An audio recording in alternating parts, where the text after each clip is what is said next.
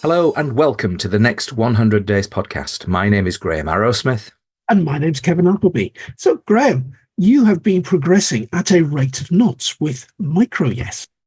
Yeah, MicroYES is the brand name that I'm associating with my promotion of Meclabs AI. Meclabs AI is a marketing AI tool set that you can use for pretty much anything to do with marketing. And of course, anything to do with your field of work, with lots of numbers and accounts and so forth. It's possible to sort of lift a set of accounts, drop them into, say, data scientist, the expert within Meclabs AI, and come up with a sort of analysis of what's actually going on. And particularly if you do 2 or 3 years, then you've perhaps got a sort of some themes going through your accounts, which basically the data scientists will pull out and advise you as a CEO of, well, what are the actions you should be taking now, and building a plan around those. So it's quite amazing, Kevin. It really is. It's just I don't know if it knows its own strength. Yeah, I know. I got a taste of Meclabs last week. You were good enough to give me access into the account, and I started out with the text on my own website homepage. Yeah. And Meclabs came up with a load of great ideas, and I only had about an hour or so to play with it, and it radically transformed that page. I know that when I get another chance, I'm going to do some more with that. But I was using the marketing expert. Yeah, I mean, that's always a good place to start. The marketing you've got to imagine if you're listening to this, and what on earth are they talking about with these different experts? To think, as I say, it's a tool set. So effectively, I would almost think of it as a team, though. If you imagine, I mean, the England football team's being announced for the next round of games today, and they're the best of English football.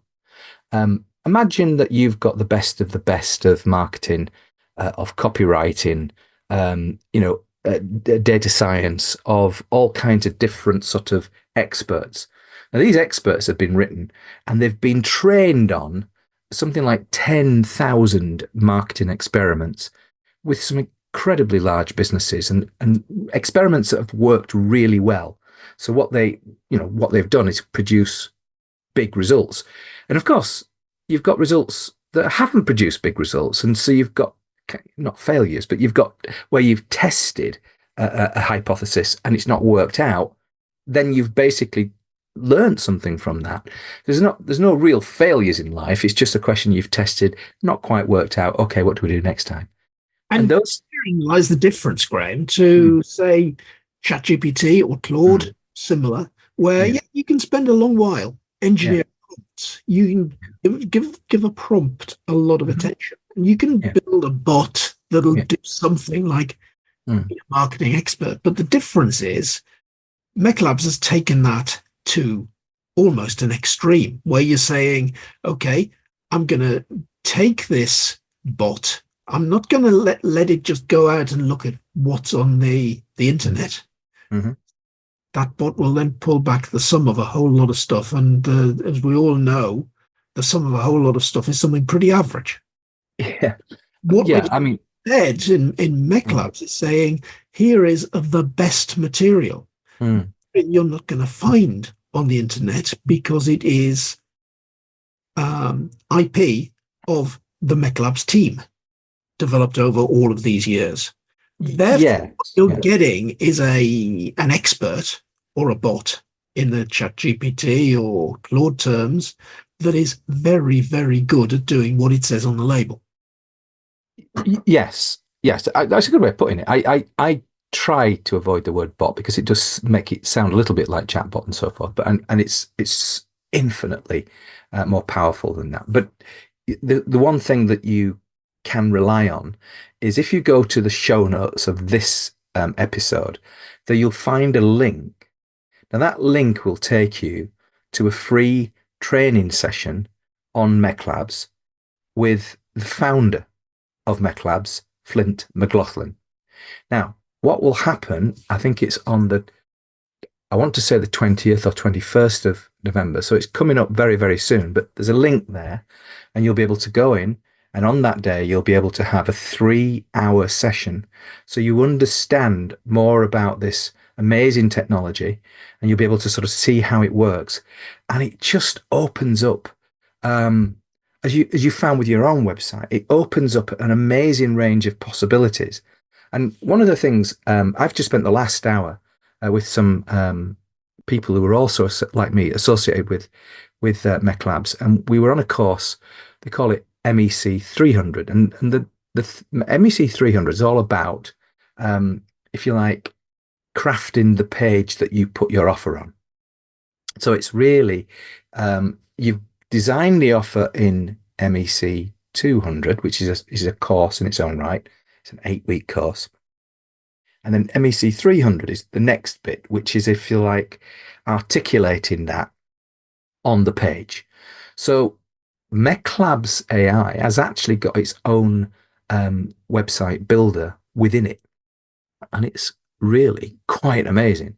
And it has pretty much everything that you'd want in a builder, and a lot of the stuff that you don't want. So effectively, sorry, what I'm saying is that it doesn't have all the peripheral stuff that other people have in their builders.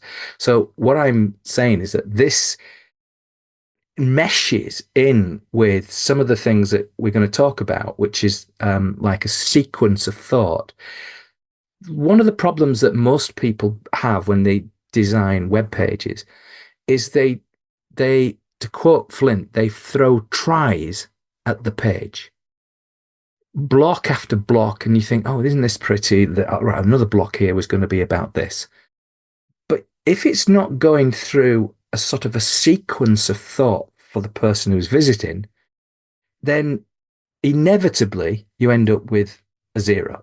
People back away. They don't quite understand. They don't believe you. There's lots of different stages that people go through.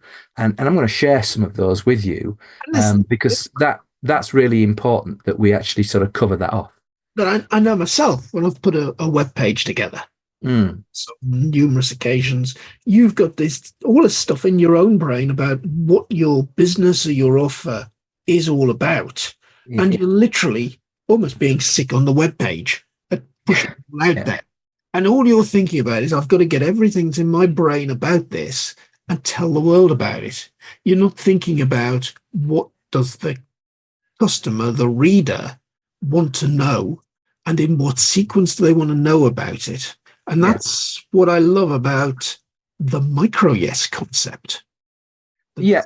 Now, MicroYES, I cheekily created MicroYES.ai as my website, as the brand, if you like, that I'm using to promote Meclabs AI.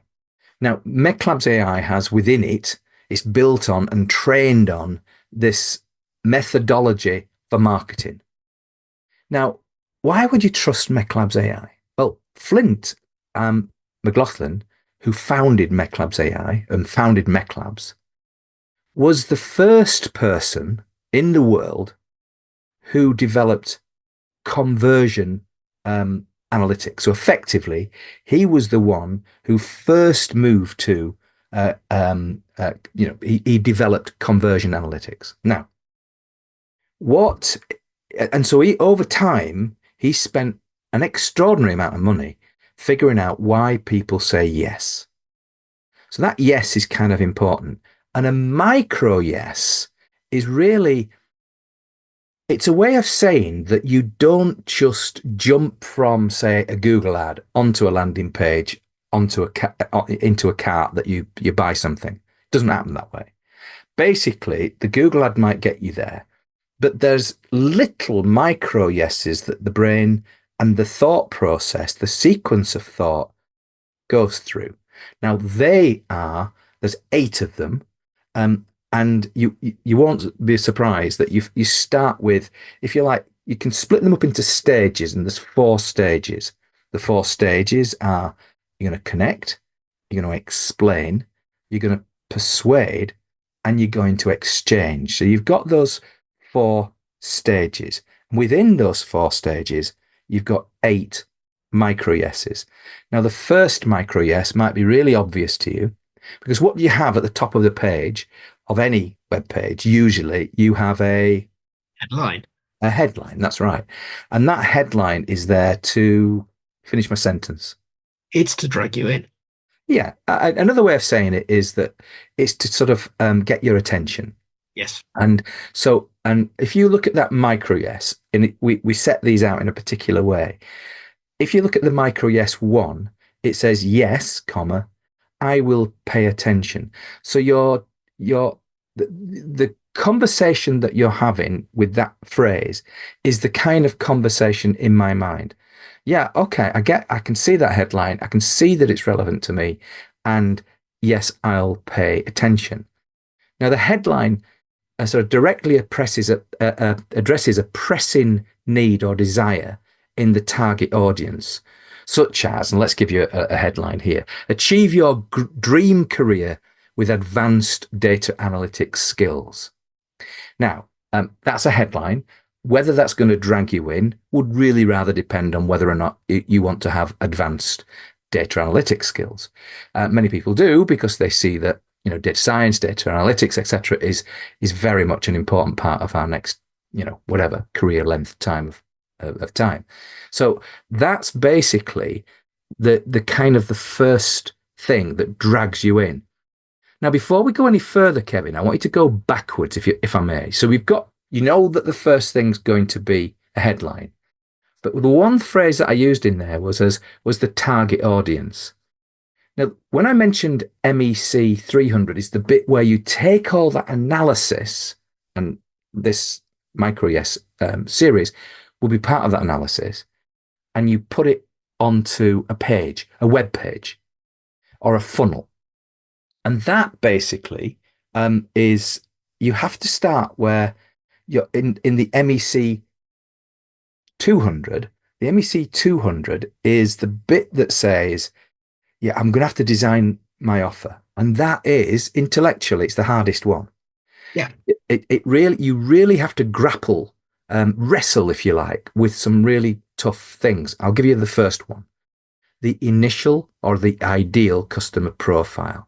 I was just going to say, Graham, if you're going to get somebody to say yes 8 times, then you have to have the ideal customer profile in mind in the first place, because it's only that ideal customer that should be saying yes to this. Absolutely. And there's a sort of structure to the way in which we create that ideal customer profile structure. So basically, there are things that you would put into that, and it's to do with the selection of the individual. So, for instance, as you know, we've discussed this, but I'm just about to go out to India to meet a number of Indian businesses to talk about Meclabs AI, and in particular customer-facing devices, which I'll talk to them about as a way of improving and increasing the level of engagement on their websites. Now, I can go into that a little bit later, but basically, the types of people are that there's no specific sector that we're going after, but we know that already in this country we've got real traction from a jewelry client. We've got traction from, believe it or not, a funeral director client. You've got traction from a data client and a claims management business. And there's lots of other areas as well.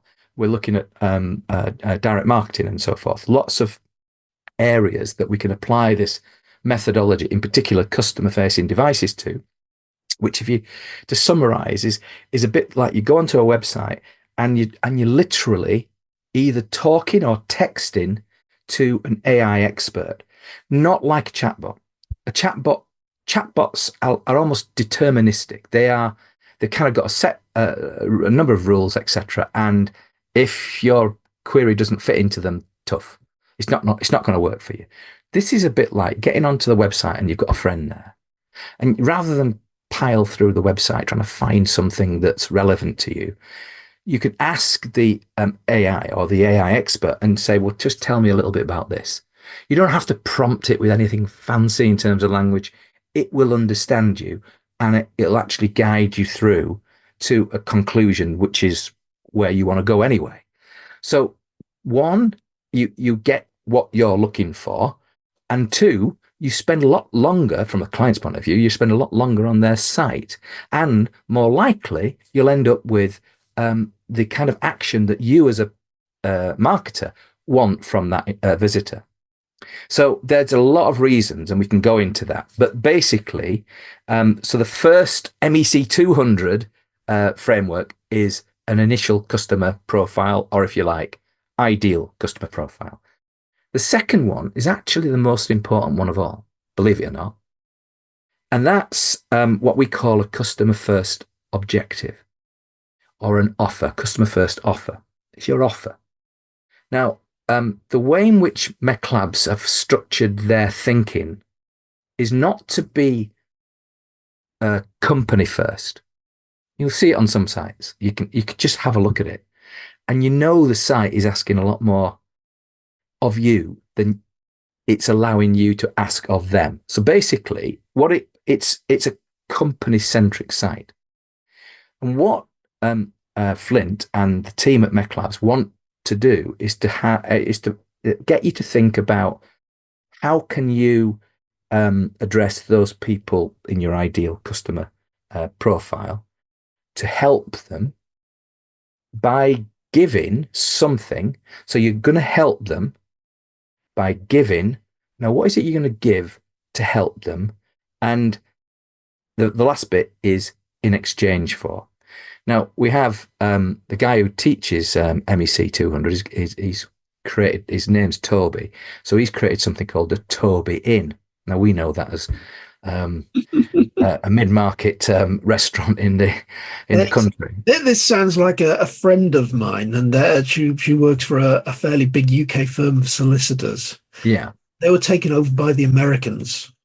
Mm. And Bond Dickinson overnight became Wumble Bond Dickinson. And the Americans couldn't understand why the Brits found that funny. Well, you're going to have to explain it to me as well, but to Kevin, what do you say, Wumble? Wumble. All right, okay. Wumble. Yeah. Okay, so anyway, the point I was trying to get to is that the customer first objective. You can look at almost any page, and if it's company centric, it's almost certainly not going to be productive. No. If it's about giving and helping somebody reach the thing that they want, remember, you're talking to the people you ideally want to attract. And so you should understand, if you like, their direction of travel, that how, the things they like and move towards, and the things that they move away from, the way in which you want to speak to them, rather, and they want you to speak to them. So the language that they're going to appreciate. So that offer, that customer first offer or objective, that's really important in terms of actually deciding whether or not your page is going to work. Now, in my world, the place is full of examples of that company first. Yeah. You go and pull up just about any accountant's website. Mm-hmm. And it'll tell you how they as a company are qualified, how they as a company are honest and understanding and have huge amounts of integrity. Yeah. They say absolutely nothing usually about what it is they're going to do for you, the customer. Yeah, some of that, without being too harsh on them, and in fact, they probably deserve to have a little bit of harshness thrown their way, but some of that is okay when it comes to evidentials. So if there's a part of the site that says, look, we are good at this, we've won these awards, etc., it has its place. Yeah. But the main thing is how you're going to help the customer, and it's not from your own self-interest. If you see things from their interest, then you will have a much better result with your business.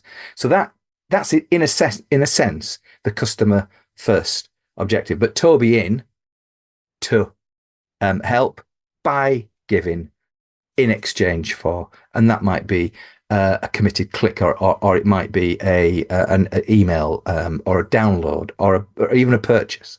So so effectively what you're giving, and that middle giving bit might be a webinar. It might be 3 hours with the founder of Meclabs teaching you how this new AI marketing tool set or dream team can help you in your marketing issues. So those are the sorts of by giving that we mean. Then the third thing is really important as well, and that's your value proposition. Now, the way in which you should think about a value proposition is the answer in terms of the reasons why to this question. If I am your ideal prospect, why should I why should I trade with you rather than any of your competitors? So if you answer that question with a set of reasons, remember that you're answering the question from the point of view of the client is asking you. And you say, my reason for you dealing with, say, MicroYES is that we can create AI experts. We can, if you like, engineer or architect AI solutions for your website, which improves your engagement levels.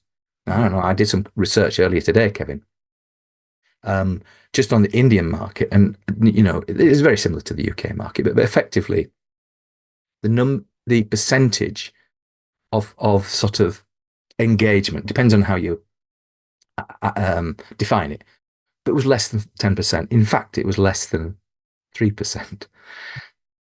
So in other words, people get to the website, and the people who actually take a defined action, less than 3%. Mm. Now, that's not, I mean, it'll change different sites, and you might say, well, if it's an e-commerce site, that might be a bit higher, etc. But it's not 100%. It's not even 50%. The point is, it's very, very restricted. So if a customer-facing device can come along and be embedded within their site that enables somebody to make better use of your resources in a way that suits them, and the next person comes along isn't going to ask the same set of questions, it's basically every single person gets a personalized answer and not a chatbot type answer. It's personalized to them. But the beauty of these customer-facing devices is that they are created with the view of gradually, ever so slightly, moving you towards the kind of goal.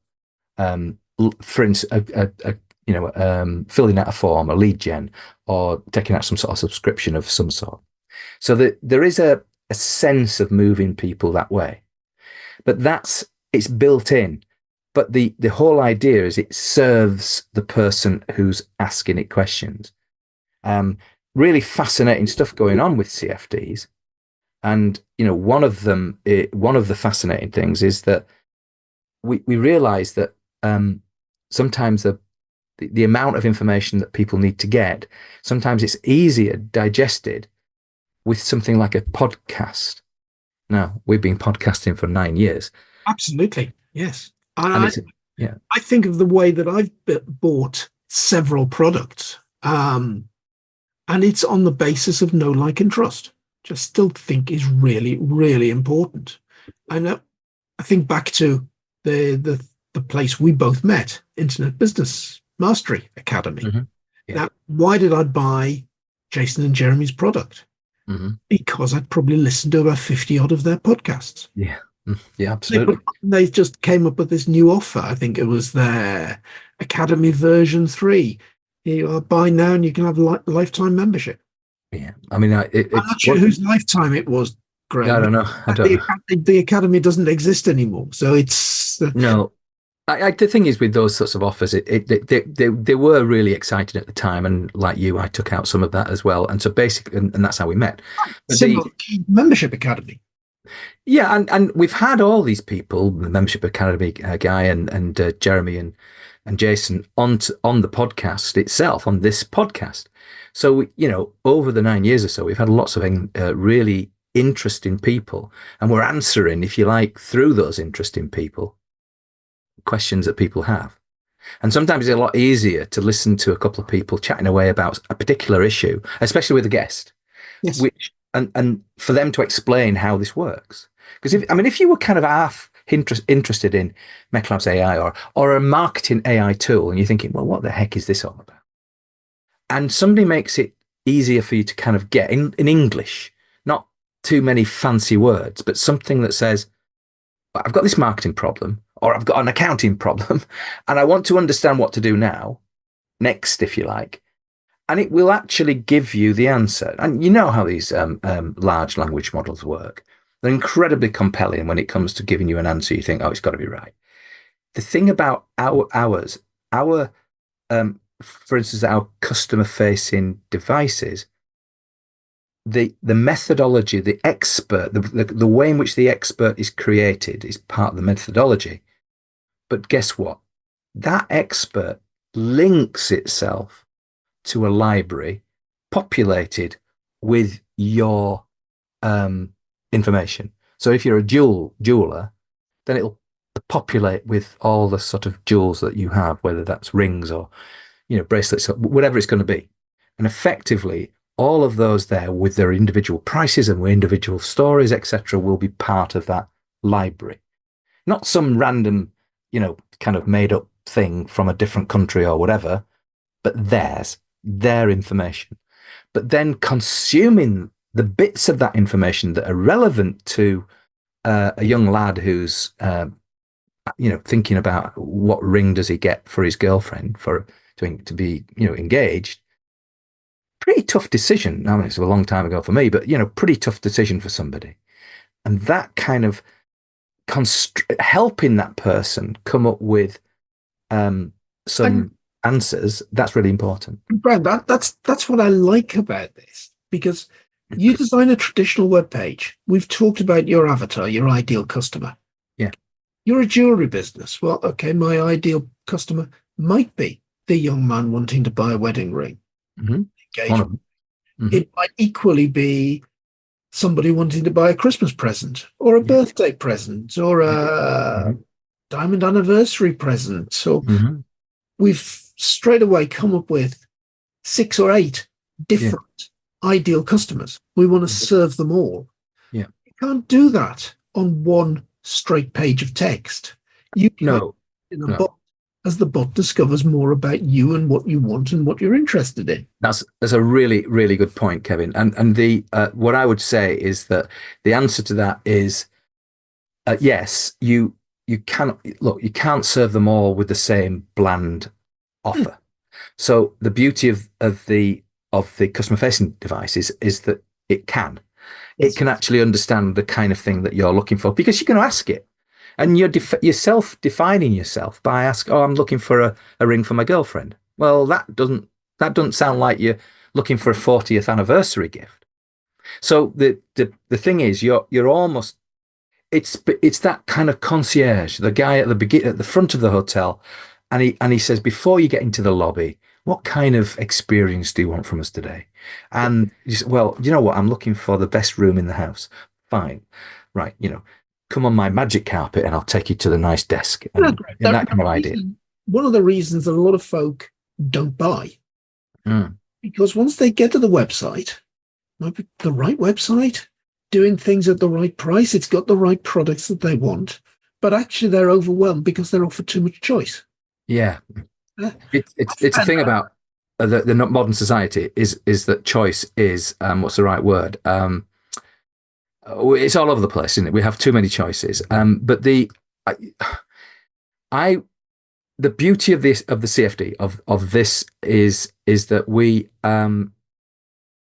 you have to be able to offer a way in which your ideal customer profile customers, and you might have 20 of those. Jeweler will certainly have a lot of different types of profiles, anniversary people, gifts, etc., etc. So basically, all of that is something that you have to have in mind when you're constructing a CFD or a web page. So you have hundreds upon hundreds upon hundreds of different products. Yes. Now, if I'm going in to buy a ring, I will have an idea of what I want. I'll have an idea of budget I've got for it, the sorts of then I probably only want to be confronted with a choice of two or three. Well, you might be, but oddly enough, I was talking to a jeweler not too long ago, Kevin, and one of his assistants was talking about the use of what they call astrology, if you like, in terms of the way in which the girl might define herself. Because if he doesn't really know Hmm. whether she'll like I don't know, one type of stone rather than another, Yeah, then you know the ideal scenario is for the CFD to actually, shall we say, extract as much of that information as possible to help the person oh, make as good a exactly, choice as they can make. exactly where I'm going to, Graham. Yeah, Mm. you're given a choice of about 30 different rings. Hmm. Chances are you could get easily overwhelmed, and Yeah. your decision is to buy none of them. You're Well, done yeah, yeah, yeah. very good reason to say, oh well, this one or these three are her birthstone. Yes. Well, suddenly we're narrowing it down. We're getting to an easier decision. Well, it's one that would be accepted as well. Yes, And it would be easier for the girl to accept a ring when he mentions the fact that it's your birthstone. It's another fit. hmm, It might be obvious to her, but by mentioning it, it shows how caring that person is about her opinion of him. So that's one of the things, and we've got off track a little bit, but I wanted to paint the picture of the sort of rigor that goes into creating a web page, creating a CFD on a web page, and we part of that web page would be built on the basis of the mental sequence that people go through we started in that. a funnel. We We started with a started headline. with headline. So that was yes, number one. Now come on. What do you think the second one is? I think there's got to be some sort of subheadline that Yes, takes that's right. it further. You, you could argue the subheadline is in MicroYES 1, but effectively you pay attention to the headline and subheadline. But the But next, think you're probably going into the value proposition. not yet. But what you with MicroYES 2 is, yes, I will engage deeper. Mm. Now, what that means is that you've got content on there that begins to elaborate on the headline, providing sort of like it teases out the value, such as a brief overview of how data analytics, if it's a data analytics thing again, how data analytics can open career opportunities. Now Exactly. that Maybe that something drags linking you in. headline Yeah. into some sort of benefit. Yeah, we get it's Data analytics. no, I would step away from that, Kevin. What I would say is you're not wrong, but I think it's at this stage. Flint has this phrase which once you've heard it, you'll never forget it. But it's um, clarity trumps persuasion. Yes. So the at this stage, what you're really trying to get across is the what. Let me try and understand. What is this thing? Yeah. And it's basically saying there's a bit of value here, and often what we do in this particular stage is use a few more numbers in the headline, not so much, but in the next bit, it's a bit that you might have a few more numbers. So you build a little bit more left as well as right brain in that section. The third area is getting into the sort of value proposition, and the next four really are all about the kind of value proposition, and that is yes, I understand the value. So that's MicroYES 3. So yes, I understand. And that's kind of really important because that details the descriptions or you might have a demonstration video that shows the course modules. We're still thinking about advanced data analytics skills. MicroYES 4 is, yes, I believe this will benefit me. In Yeah. other words, I believe.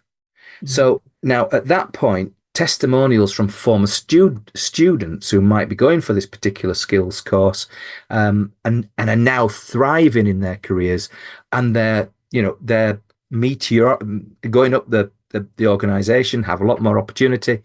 That's going to ring. Demonstrate the transformation. Yeah. So Yeah. you now remember, so just to recap, what we've done is we've connected with you through I'll pay attention and I'll engage deeper. Then you're going into the explain bit, which is, yeah, I understand it. I understand the value that you're offering. And yes, I believe this is going to benefit me. So I actually believe in it. The next bit is probably the bit that you were thinking about earlier to do with benefits, and that's persuade. And that's MicroYES 5. And this is really about, yes, um, I want this now, or I desire this. I want this now. Now, in other words, you might think at this stage, oh, I've nailed it. They want it, but not really. What they've bought into at this stage is they've bought into the category, not you. So basically, what you're highlighting is exclusive aspects of the course, like access to industry experts, all that kind of good stuff that somebody's going to say, yep, that course is for me, or like the idea of that course. But at that stage, at that very stage, they haven't actually said, I want it from Kevin Appleby, or I want it from this particular university or whatever. Now, MicroYES 6 nails that sort of desire for the category into the desire for you as a marketer. And this is, yes, this is unique and it's superior to other alternatives. So you could say, yes, I want this and I want it from you. And what that actually means is that you've probably at that stage on your web page got some comparisons, maybe some sort of chart, infographics, really helpful, showing that the course delivers more value and better outcomes than other pathways that you could take. You could go to a load of other universities, but you do choose one, don't you? So effectively, that might be what, it doesn't have to be a university, it could be any kind of course, but that's basically what's going on at that stage. So that what you said right at the beginning, the benefits thing, you wouldn't want to leap straight into that. You want to be real clear before you persuade. Yeah. Then MicroYES 7 is it's kind of, yeah, I'm reassured and I'm ready to proceed. Now, the shorthand version of that is, yes, I will trade. Now, that basically, you might have at that point something like a detail of a money back guarantee. So it just takes away the risk, and basically an extensive, frequently asked questions section. Now, you know what's good for frequently asked questions? A customer facing device, because there's just no end of questions. Imagine you got through to the customer services people. If you get a really good guy, the best one, they are going to answer every question that you've got. Now, the CFD, of course, is going to be as good as, if not better than, your very best guy all the time, 24/7. And that is basically what the CFD brings. So that is at that stage, MicroYES 6 is, yeah, it's unique and it's better than superior alternatives. And then MicroYES 7 is, yep, I'm reassured, I'm ready to proceed. And then MicroYES 8, now this is where a lot of e-commerce people struggle with something called cart abandonment. You get to that last stage and they say, oh, God, I'm not, but it's not only I will take the desired action, but they purchase or they sign up or they do the committed action. Now, it's that, so there's no abandonment issue going on there. There's a clear, compelling call to action, like start your path on a data-driven career today, enroll now. So effectively, it's giving you a sense that this person who might be looking for a data analytics course, we've taken you through a sequence of thought, the kind of thinking that they would want to have between hitting the landing page, hitting the page, and getting out at the other end with a committed action. So those are the 8 MicroYESs, and you can see that, and actually that applies to pretty much any kind of decision. But you know, this is all about marketing, and that methodology and the huge amount of uh, course analytics that we've got within Meclabs underpins every single part of that. So when you're asking a CFD, which is trained on the methodology and using your library, that's when you know that you're going to get great answers, empathetic answers. If it's a funeral director, it will show real empathy for somebody who comes along whose a loved one has just died.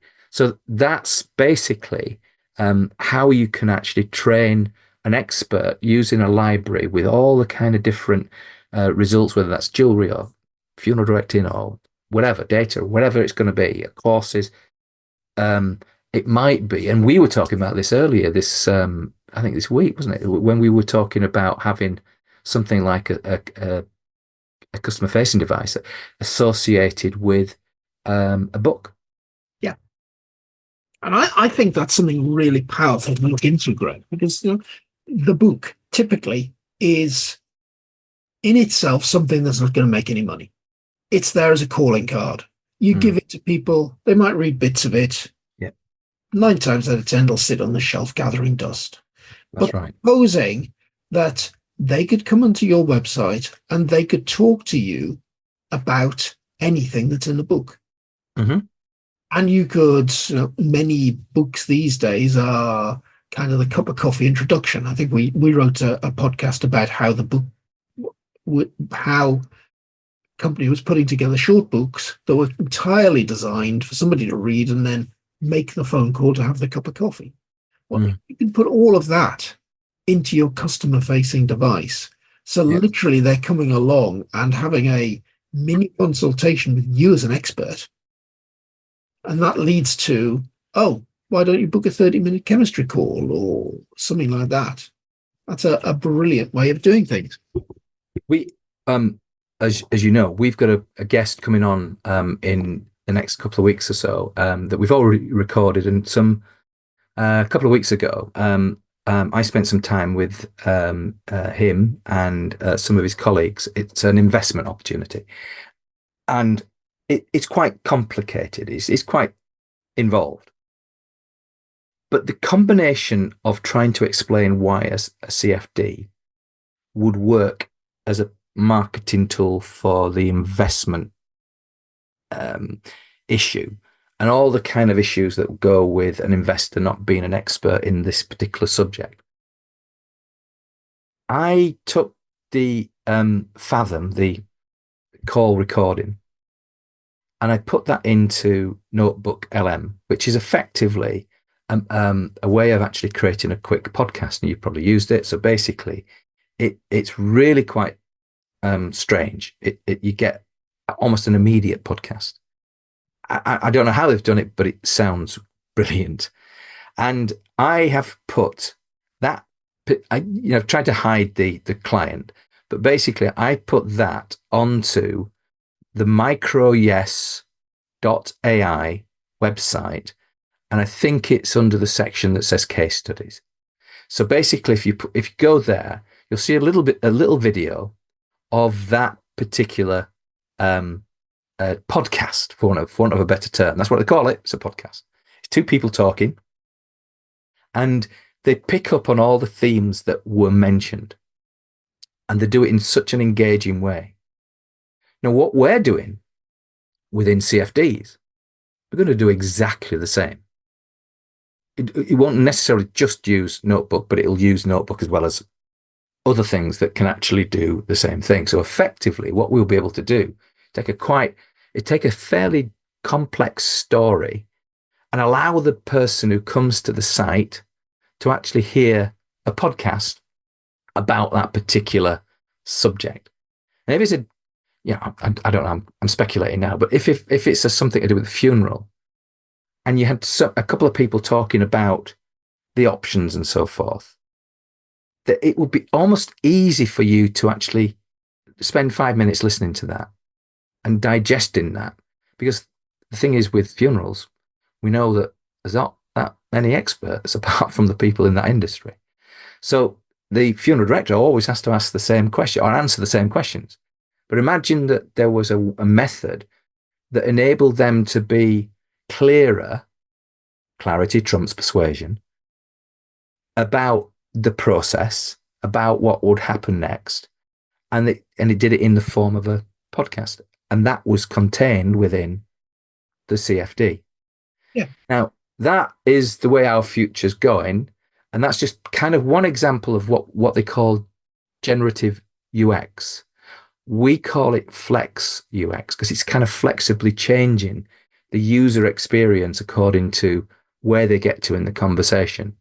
And weirdly, Kevin, and I've not seen this done yet, but it's what's going to happen is the second before you see something, if you like, the software within the CFD, it was created a second ago. So in other words, it sees where you're going and it creates the next part of the method for you to get to the place that you want to get to. It's I'll have to show you this when it comes out because to be honest with you, it's quite difficult to get your head around. But it's actually creating software, if you like, the method which you're going through at a second before you need it. It's just staggering. And All of that is going to be within a CFD. this coming up, we've just seen that Notebook LM from Google that'll Mm. take some text and it'll invent a podcast from it. Now, Yeah. supposing you took that on the fly idea a bit further, that Mm. you could ask the podcasters questions in real time, Yeah. and it would generate the next bit of the podcast to answer the question. I think that would be a very good example of how it would work, and I'm impressed that you've come up with that so quickly. But what I'm saying, Kevin, is that that's going to be part and parcel of our future with CFDs, our near future, by the way. The podcast element should be out pretty much when this comes out. So what I wanted to mention is I mentioned it earlier that all of these things come together, and I'm going to go out to India with my wife, and effectively we're going to have a holiday come meeting fest. So we're going to 4 different cities. This was all arranged, by the way, when Ursula was working with me, but Ursula's gone on to do different things, and hopefully I'll be meeting her in Chandigarh during our holiday. So because we've left on good terms, it's just basically she wanted to do other things. So, but by then we agreed the Indian, shall we say, visit. So what we've been busy doing, Pfizer and myself, in the last few days is doing the emails and doing the letters that we've sent to various people to set up some meetings, and we've got a number of meetings now to have with Indian businesses. Now, there are still a couple of spaces in each of the cities that we're going to left. The city tour, if you like, starts in New Delhi. And that we're looking for chief executives, chief marketing officers, chief technology officers, and heads of brand managers, that kind of thing. Those people who are going to be responsible for engagement level. So if you imagine, if you increase your engagement level from 3% to 15%, just imagine how much more money you're going to make. So that's the potential ROI when it comes to CFDs. But we're actually going to be holding meetings at Lalit, which is a nice hotel in New Delhi, on Wednesday, the 13th of November. Then we move to Mumbai, to the ITC Maratha, lovely hotel. And we're going to be there on Friday, the 15th of November. We then move to Jaipur, to the ITC Rajputana, and we're having meetings on the 18th of November. That's the Monday, the 18th. And then finally, we're going to be in Chandigarh for a couple of days, Wednesday, the 20th and the 21st. And we'll be available for meetings during that time. So, and we're going to be staying at Lalit again. And then finally, we're going to go back to New Delhi, but I don't think I'll have time for any more meetings because we'll be jumping on a plane to go home. So effectively, we've got all those. We're going to different cities. I'm really looking forward to going to India. It's a fascinating people. I mean, just working with Pfizer and earlier than that with Ursula, there are great people. The fondness I have for them. But is Dawn actually going to get a holiday? Oh, she is, yeah. Well, definitely. Yeah. Well, the trick is to make sure that there's plenty of meetings, so I don't have to go out shopping. That's And one of the that's how you things. do that. That's how you're going to entertain So, her. so if any Indian is listening to this in one of those cities, then help me out. I don't want to be shopping anyway, but one of those things. But no, English woman with lots of money coming to spend in your city. yeah. Well, the nice thing is, there's no commitment. It's just basically let's have a conversation. But if we can do that, we might just create a CFD for you before I get there. So I've set my colleague Pfizer a challenge to see whether or not she can actually create a CFD for some of the people that we're meeting. Not necessarily all, but it'd be nice if we can. And just as a mock-up, it's not going to be the fully fledged. It's just basically to show the inherent capability of these things. It's so powerful. If you thought you could build something in Claude by uploading a document and giving it a lot of information to prompt it, well, Yeah. Yeah. it's probably 5% of what Meclabs can do. Oh yeah, the beauty CFD is a bit like it's like the sort of the front of the army, if you like. I'm not quite sure what the right word is, but basically it gets you over the line because effectively you're solving a real problem that pretty much every business has. People get onto the website, don't convert at the levels that you want, and you spend an extraordinary amount of money with various people to try and lift that by little percentages. Now, if that conversion is 3%, that's 97% you've got to go at. Yes. You can't find another 3%. Well, I mean, if you do, I mean, you're doubling the results of what you've got before. Now, what you've got before might be pretty rubbish, but at the end of the day, if you can get yourself with a modest investment up by double or treble, well, the monetary side of this is going to be staggering for most businesses. So, I think the key thing is, can this be done? Can it be done quickly? Yes, it can. Will it get better? Definitely. We're coming up with all kinds of ways in which you can engage people in a better way. The kind of things that we're going to be doing, Kevin, nobody will think of this as being a chatbot. Nobody. And it's because it don't look like any chatbot you've ever seen. So the whole idea of this is that it's a device that you can use on your site to increase engagement. We'll come up with a different name for it, I'm pretty sure, but it will help in the way in which we're constructing things for people. But the solutions don't just stand within Meclabs. Often you have to go slightly outside of Meclabs to come up with a solution that actually helps with certain people's requirements. Take jewelry again. If the jeweler wants to say, let's just say they've sold a particular ring, a £10,000 ring, and it's not like they have, 20 of those in stock. They've got that one ring, and it's been specifically designed. It's the only one they're selling, but it's 10,000 quid. Somebody comes along, buys it. Now, if you're advertising that, you want somehow to take that out of advertising circulation because you don't want to try and sell something that's not there. So the whole idea of this is that there needs to be a connectivity to other methodologies within a business that helps them solve another problem. So this CFD will help them generate more sales, generate more engagement, generate more leads. But then they also have a requirement of keeping the stock of information that goes into the CFD up to date. You kind of follow that. So yes. That management of the library is critical. And that's one of the things that, we'll be paying particular attention to. And, so look, I'll bring this to a close to say, India's going to be right upon me next week. And I'm very, very grateful that we're able to get this podcast out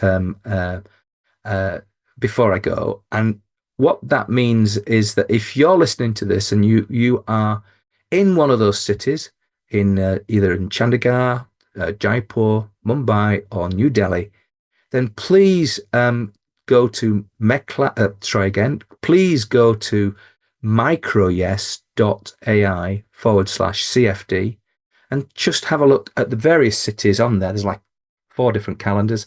Just go onto there and see whether or not there are any spaces left. If there aren't, drop me an email, and you never know, I might be able to conjure up some time from somewhere. Brilliant. Sounds like you're going to have a super trip, Graham. And I'm just looking at the clock, and I think we really have gone on long enough today. We have, and I'm grateful for you sticking with us, Kevin. I've been Graham Arrowsmith. I've been Kevin Appleby. Goodbye. Goodbye.